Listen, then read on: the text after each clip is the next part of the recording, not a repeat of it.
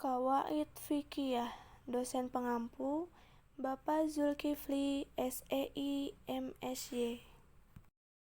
Assalamualaikum warahmatullahi wabarakatuh. Sebelumnya, perkenalkan kami dari kelompok 9 yang beranggotakan Desi Fitriani, Halimatus Sadiah, Hamdan, dan Siti Ana Irkamna. Di sini kami akan membawakan materi tentang kaidah dalam fikih muamalah keempat. Al-aslu fi al-nafi'i ila bahatu fi al-zar al-tahri, yaitu setiap yang membawa manfaat dibolehkan dan yang menimbulkan keburukan dilarang. Baik, langsung saja pengertian kaidah. Istilah kaidah-kaidah fikih adalah terjemahan dari bahasa Arab, yaitu al-qawaid dan al-fiqhiyah. Al-qawaid merupakan bentuk jamak dari kata al-qaidah yang secara kebahasaan berarti dasar, aturan, atau patokan umum. Sedangkan kata al-fiqhiyah berasal dari kata al-fiqih yang berarti paham atau pemahaman yang mendalam yang dibubuhi ya an nisbah untuk menunjukkan penjenisan atau pembangsaan atau pengkategorian. Dengan demikian, secara kebahasaan, kaidah-kaidah fikih adalah dasar-dasar atau aturan atau patokan-patokan yang bersifat umum mengenai jenis-jenis atau masalah-masalah yang masuk dalam kategori fikih. Menurut At-Tabtazani, kaidah adalah hukum yang bersifat umum atau kuli yang mencakup seluruh bagian-bagiannya atau juz'i, di mana hukum yang juz'i itu menjadi bagian dari hukum yang umum atau kuli. Sedangkan menurut As-Subki, kaidah-kaidah fikih adalah suatu perkara hukum yang bersifat kuli atau umum bersesuaian dengan partikular-partikular atau hukum-hukum cabang yang banyak. Dari hukum-hukum kuli diketahui hukum-hukum masing-masing partikular atau hukum-hukum cabang tersebut. Jadi dapat disimpulkan bahwa kaidah-kaidah fikih adalah generalisasi hukum fikih yang sifatnya umum atau aqlabiyah, mencakup sebagian besar masalah-masalah fikih dan tertuang dalam bentuk proporsi-proporsi yang sempurna, sekalipun terkadang sangat sederhana. Landasan kaidah. Muhammad Amza mengemukakan bahwa masalah-masalah fikih itu hanya dapat dipahami dengan mudah melalui kaidah-kaidah fikih. Karena itu, menghafal dan memahami kaidah-kaidah tersebut sangat bermanfaat. Al-Qarafi mengemukakan bahwa kaidah-kaidah fikih ini sangat urgen serta bermanfaat menguasainya menghasilkan ahli aturan yang mulia dan berprestasi. Dengan demikian, kaidah fikih ini masih tetap urgen untuk dijadikan pedoman dalam penyelesaian hukum Islam kontemporer, sekalipun ada di antaranya yang tidak disepakati oleh para ulama. Dasar hukum kaidah muamalah keempat. Dalil Al-Quran. 1. Al-Quran surah Al-Baqarah ayat 29. Huwallazi khalaqal lakum ma fi aldi jami'an. Dialah Allah yang menjadikan segala yang ada di bumi untuk kamu. Dalil kedua dalam Al-Quran surah Al-Maidah ayat 86 yang artinya, hai orang-orang beriman, ya ayyuhallazina amanu latahramun wallahu lakum wala ta'tadun innallaha la ya'budu mu'tadin. Hai orang-orang beriman, janganlah kamu haramkan apa-apa yang baik yang Allah halalkan bagi kamu, dan janganlah kamu melampaui batas-batas. Sesungguhnya Allah tidak menyukai orang yang melampaui batas. Hadis Rasulullah SAW juga menjelaskan. Rasulullah SAW berkata bahwasanya aku tidak menghalalkan apa yang dihalalkan Allah, dan dalam kitabnya dan tidak mengharamkan kecuali apa yang diharamkan Allah dalam kitabnya. Hadis riwayat Bahigi dari Abi radhiyallahu anha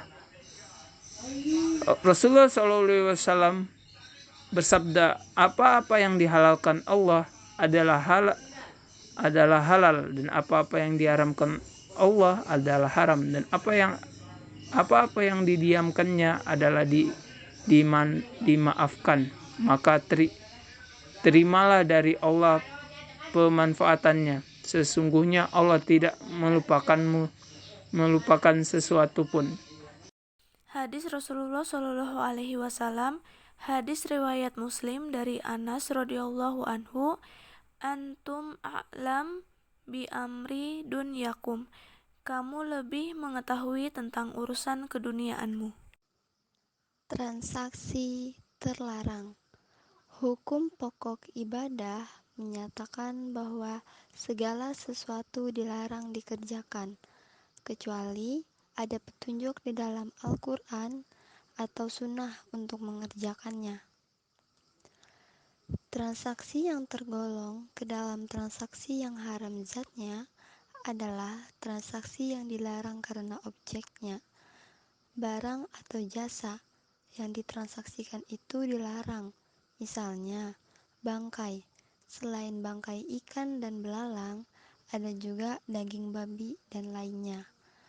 Karena makanan itu adalah haram dimakan, sebagaimana diterangkan dalam Al-Quran pada surah Al-Maidah ayat 3, yang berbunyi, diharamkan bagimu memakan bangkai, darah daging babi, daging hewan yang disembelih atas nama selain Allah, yang tercekik, yang terpukul, yang terjatuh, yang ditanduk, dan diterkam binatang buas, kecuali yang sempat kamu menyembelihnya, dan diharamkan bagimu yang disembelih untuk berhala, dan diharamkan juga mengundi nasib dengan anak panah. Mengundi nasib dengan anak panah itu adalah kefaksikan. Sedangkan transaksi yang tergolong ke dalam transaksi yang haram selain zatnya, yakni karena transaksi tersebut melanggar prinsipan tarathin minkum, yakni para fuqaha menerangkan secara umum faktor penyebab muamalah yang diharamkan, yaitu faktor pertama, kezaliman. Apabila praktik muamalah di dalamnya mengandung kezaliman terhadap salah satu pihak atau pihak manapun, maka muamalah itu menjadi diharamkan berdasarkan firman Allah pada surah An-Nisa ayat 29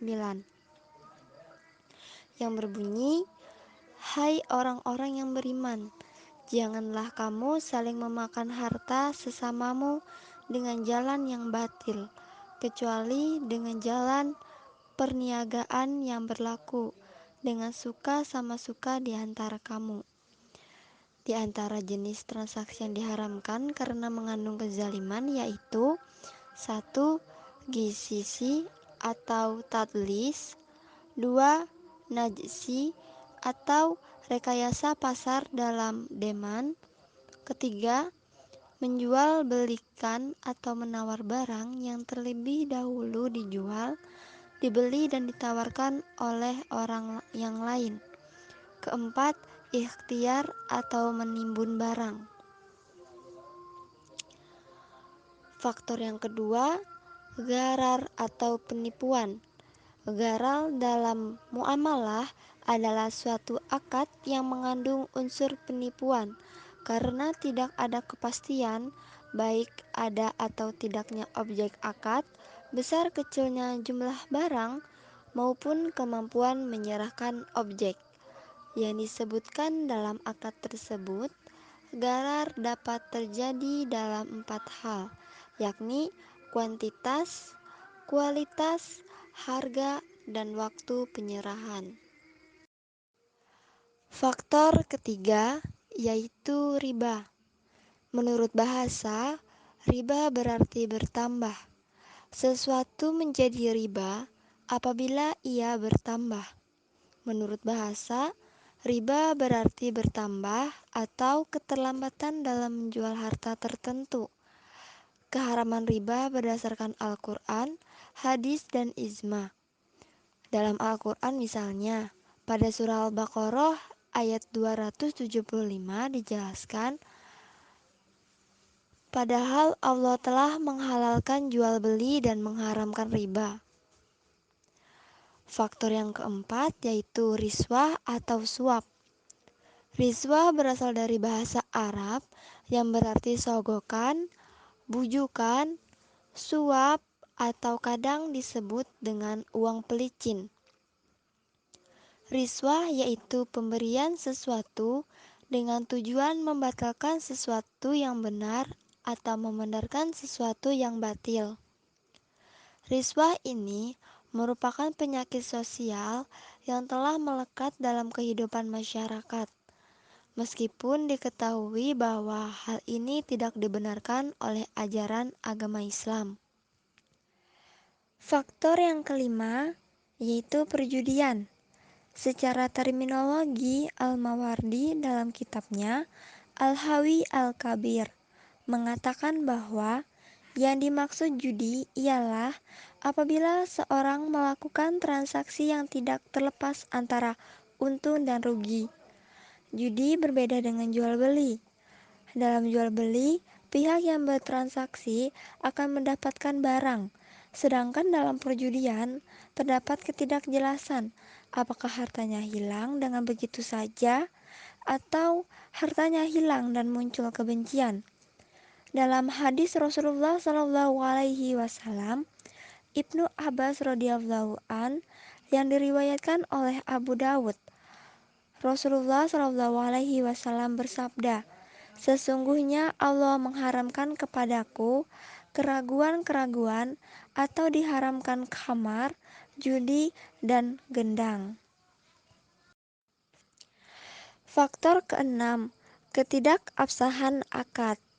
Faktor lain yang menyebabkan keharaman dalam bertransaksi adalah disebabkan karena ketidakabsahan atau kurang lengkapnya akad. Suatu transaksi dapat dikatakan tidak sah atau tidak lengkapnya akad bila terjadi salah satu faktor-faktor berikut ini, yakni 1. Rukun dan syarat akad tidak terpenuhi. Rukun adalah sesuatu yang wajib yang ada dalam suatu transaksi. Misalnya, ada penjual dan ada pembeli. Tanpa adanya penjual dan pembeli, maka jual beli tidak akan ada. Pada umumnya, rukun dalam muamalah yakni ada pelaku, objek, dan ijab kabul. Yang kedua, ta'aluk. Ta'aluk terjadi jika transaksi dihadapkan pada dua akad yang saling dikaitkan, di mana berlakunya akad pertama tergantung pada akad kedua. Jual beli ini dinamakan dengan jual beli inah. Yang ketiga, terjadi dua akad. Dua akad adalah kondisi di mana suatu transaksi diwadahi oleh dua akad sekaligus, sehingga terjadi ketidakpastian gharar mengenai akad mana yang harus digunakan atau akad mana yang berlaku. Penerapan kaidah dalam berbagai hukum transaksi dan jual beli. Semua bentuk jual beli dibolehkan oleh para ulama karena jual beli itu mengandung manfaat, tetapi para ulama mengharamkan jual beli yang ada unsur riba karena riba mengandung unsur kemudaratan, bahaya. Kemudaratan itu ditunjuk oleh syariat. Misalnya, seseorang melakukan utang piutang, kemudian pembayarannya berlebih dari jumlah utang dengan permintaan si pemberi utang. Musyarakah dibutuhkan oleh masyarakat untuk meningkatkan kesejahteraan dan usaha memerlukan dana dari pihak lain, di mana 165 masing-masing pihak memberikan kontribusi dana, dengan ketentuan bahwa keuntungan dan resiko ditanggung bersama sesuai dengan kesepakatan ketika akad. Pada musyarakah terdapat beberapa manfaat, oleh karena itu musyarakah dibolehkan. Tetapi musyarakah menjadi terlarang apabila ternyata pihak yang bermusyarakah itu tidak jujur, seperti pihak yang menjalankan usaha menggunakan dana, bukan seperti yang disebut dalam akad, atau sengaja membuat kesalahan dalam usaha, atau menyembunyikan keuntungan, maka musyarakah itu menjadi terlarang. Dalam melakukan muamalah seperti jual beli, upah mengupah, utang piutang, dan lainnya dibolehkan oleh Islam, karena mengandung manfaat dan tolong-menolong di antara sesama manusia. Tetapi jika dalam muamalah itu mengandung unsur penipuan, maka muamalah itu menjadi haram. Cukup sekian yang dapat kelompok kami sampaikan, kurang lebihnya kami mohon maaf. Wabillahi taufiq wal hidayah. Wassalamualaikum warahmatullahi wabarakatuh.